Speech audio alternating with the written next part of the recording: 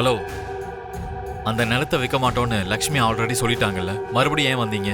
Hello sir, நிலத்தை விற்கிறேன்னு சொன்னதுனால தான் வந்திருக்கோம். யார் விக்கிறதா சொன்னாங்க?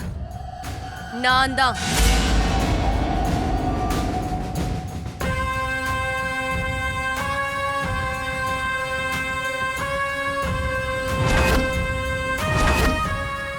நீ நிலத்தை விற்கிறேன்னு சொன்னியா? எப்படி விற்ப? மாமா, இது நந்தன் வம்சத்தோட சொத்து இல்ல.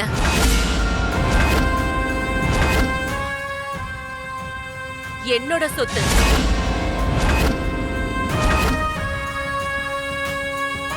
விக்கிறதுக்கான உரிமை எனக்கு இருக்கு.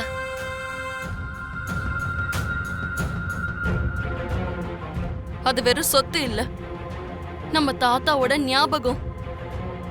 அந்த நிலத்துல இருக்கிறது மண்ணு இல்ல, தாத்தாவோட மூச்சு காத்து. அந்த மூச்சு நின்னு போய் பல வருஷம் ஆயிடுச்சு.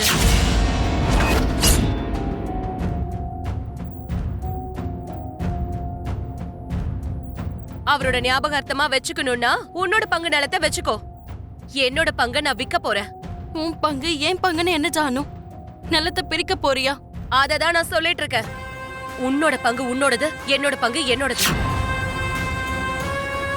அத நம்ம சரிசமமா பிரிச்சுக்கலாம். என்னோட பங்கு நிலத்தை எனக்கு தோன்ற மாதிரி நான் பண்ணிப்பேன். இப்ப நிலத்தை விக்கிறதுக்கான அவசியம் என்ன ஜானு? அப்படின்னா எனக்கு எந்த தேவையுமே இருக்காதா? எனக்கு என்ன தேவை இருந்தாலும் உன்கிட்ட சொல்லணுமா? ஏதோ என்னோட தேவையெல்லாம் நீயே நிறைவேற்றுற மாதிரி பேசுற. உனக்கு தேவைப்பட்டுச்சுன்னா மொத்த நிலத்தையும் நீயே எடுத்துக்கோ, விளையிற பணத்தையும் நீயே எடுத்துக்கோ. ஆனா நிலத்தை விக்காத. நீ போடுற பிச்சை ஒண்ணு எனக்கு தேவையில்ல.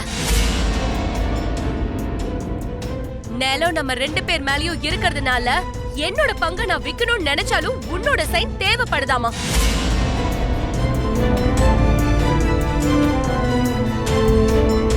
அதுக்குதான் வெயிட் பண்ணிட்டு இருந்தேன். நீ கொஞ்சம் ஆட்டோகிராஃப் போட்டுனா இவங்க எனக்கு அட்வான்ஸ் கொடுத்துட்டு போவாங்க.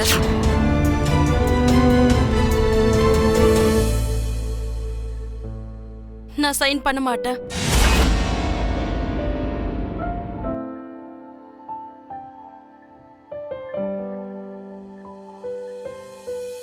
ஏன் போட மாட்டேன்? எதுக்கு போடணும்? நான் என்ன உன்னோட சொத்தையா கேக்குறேன்? என்னோட பங்கு தானே நான் கேக்குறேன்.